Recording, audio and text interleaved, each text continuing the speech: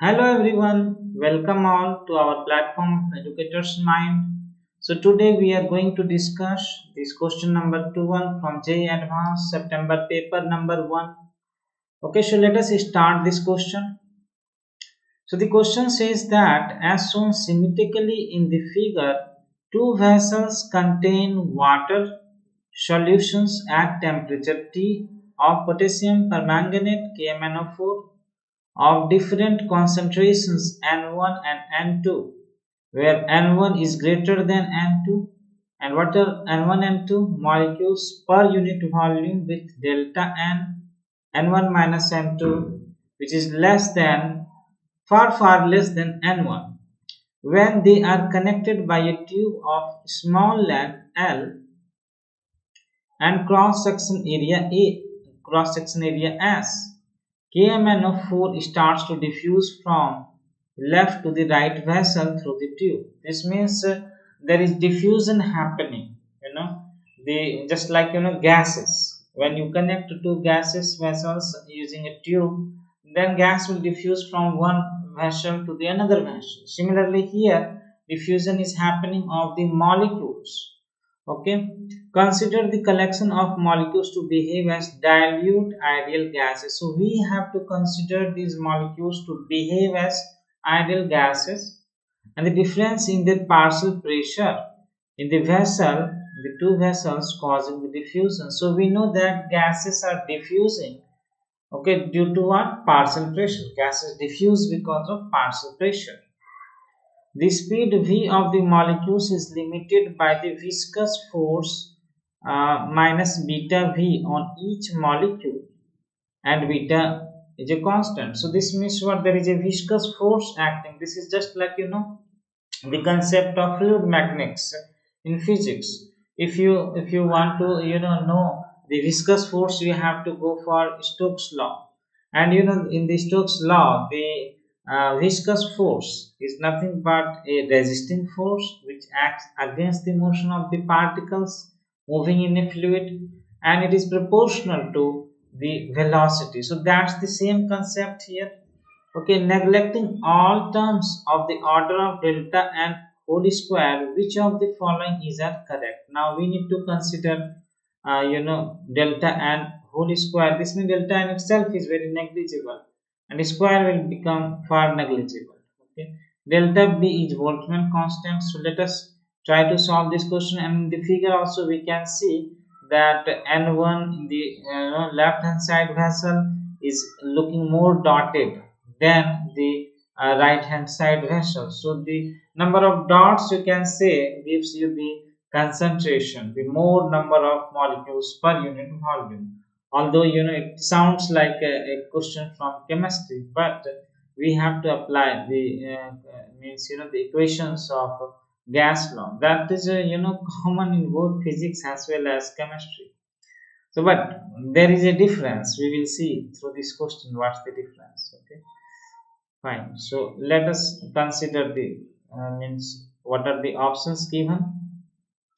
If you see the option, the force causing the molecules to move across the tube is, and this is what we need to, this means we need to find out the force which is causing the molecules to move. It's not the force which is acting opposite.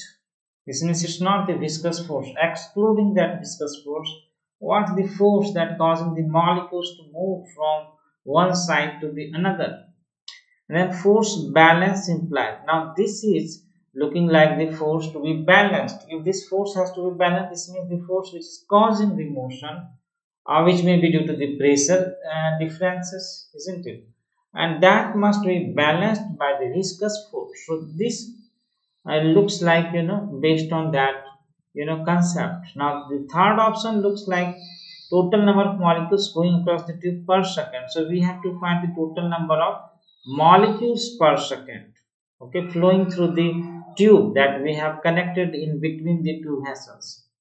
And then rate of molecule getting transferred through the tube does not change with time. So we need to check whether the rate on what factors the rate depends on. Okay, so let us start solving this question. So first of all, what we can say is because we need to consider ideal gas. So considering ideal gas behavior of molecules. If we consider ideal gas behavior of molecules, what should we do? What is the equation of ideal gas? Yes, PV is equal to nRT, or nKT also we can write, where small n is what? Is number of molecules. It is nothing but number of molecules, and V is the volume, P is the pressure, all these things you know, isn't it?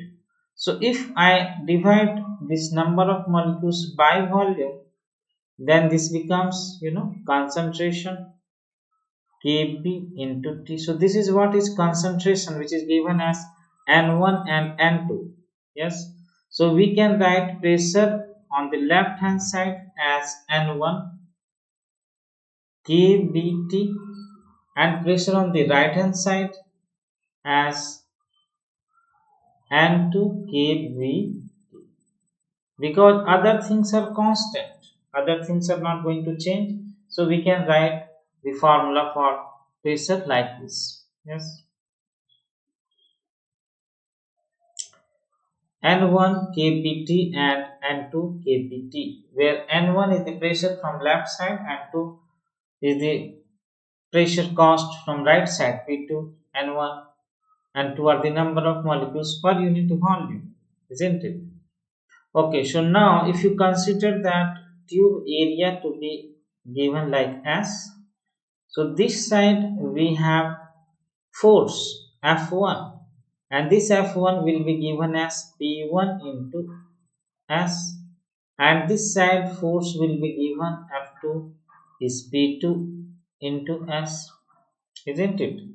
So we can find out the net force which is causing the molecules to move. Yes, what will be the net force which is causing the molecules to move? Net force causing the molecules to move from left side to right side. It is diffusion. So F1 minus F2. Yes, so this is P1 into S minus P2 into S. So what it will be? We can substitute the values of P1, P2.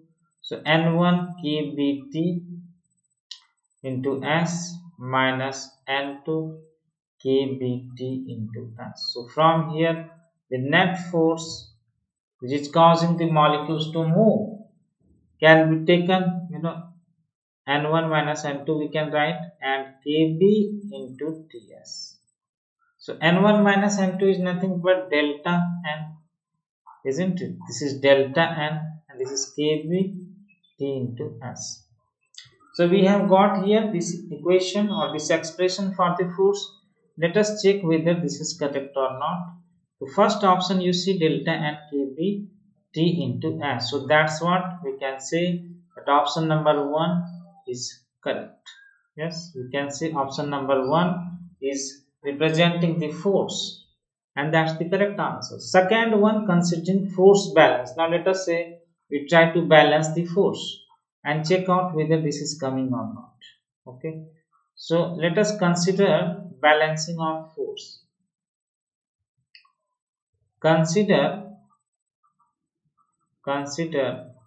balancing forces. So left hand side, the molecules are moving with a net force or diffusing with a net force given by this.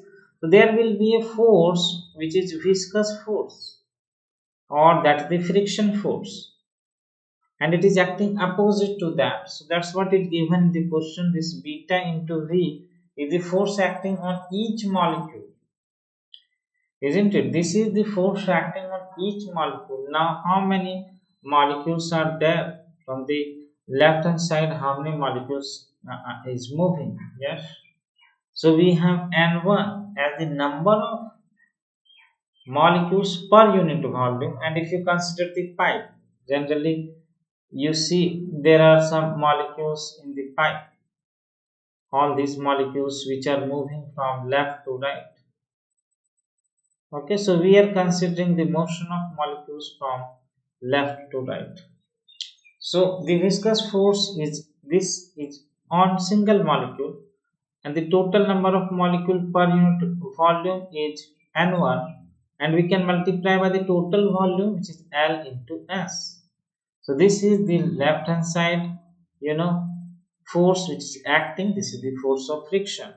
So balancing means we can apply the net force to be balanced by this, isn't it? Force of friction. So balance net force is equal to force of friction.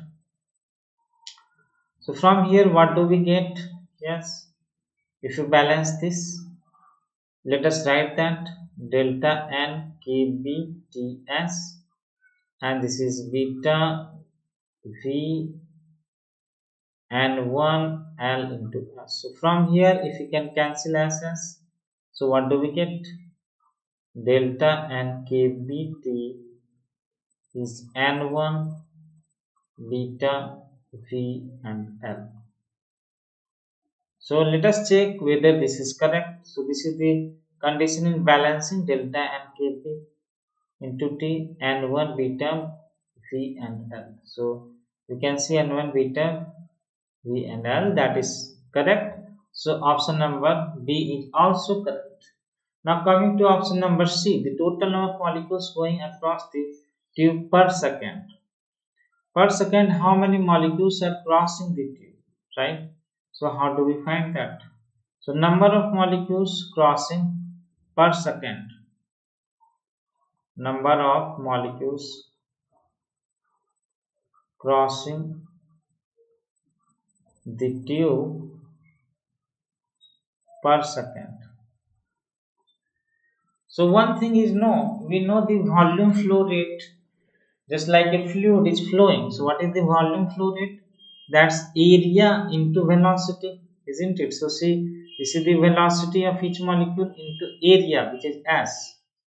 So this is now nothing but volume per second, isn't it? And if you multiply with N1, which is number of molecules per unit volume, so volume will get cancelled. This is what is number of molecules flowing per second. Okay, so now let us substitute. So in the previous we have calculated n1. N1 can be calculated from the previous equation, and let us substitute that. Yes, what is n1? Delta n kbt by beta v into L. Yes, so we have got an expression which we can simplify and solve out. Yes, let us simplify, so we can cancel v. So what do we get? We get delta n by L. Yes, delta n by L into other terms, which is kb into t into S by beta. Yes, so finally we can see we have got this expression, and now let us check out this with the third options. So delta n by L kb t by beta into S. Yeah, so this equation represents, this expression represents the number of molecules crossing that tube, isn't it? Finally, the rate of molecules getting transferred through the tube does not change with time. How do we know whether it changes with time or not? Rate of molecule transferring, number of molecules per second, the method what we used to calculate. Yes. How do we know whether it depends or not? Yes. So we can write this, as we have written, N1 is nothing but the concentration of the molecules in the left side into, yes, the area into the velocity. We have used this method. Now from here you can see area is not changing and velocity is also not changing, because velocity is a function of temperature, isn't it? So N1, which is the number of molecules in the left hand side is going to decrease with time, so it will certainly change, so we cannot consider this option as correct, so we can reject this option. So with these calculations, we can understand the type of questions which are coming in JEE advanced. Particularly, they are checking the analytical, the comprehensive abilities, and also a little bit of mathematical calculations. And these questions seems to be common to in chemistry side also, but more analysis in physical side because there are mathematical expressions involved, particularly when you do the laws, when you apply the diffusion laws. There are laws of diffusion also, but those things are not to be applied here because the context is given little bit different. Although these are like the molecules are acting like ideal gas, but we can just write the equations of ideal gas and apply the formula for force and then balance it. With that we will be able to solve it. So that's not a very big concept required. Okay, so I hope all of you guys have understood this explanation. So thank you for watching, and thank you for your attention. We'll see in the next video with the next question. Bye bye all.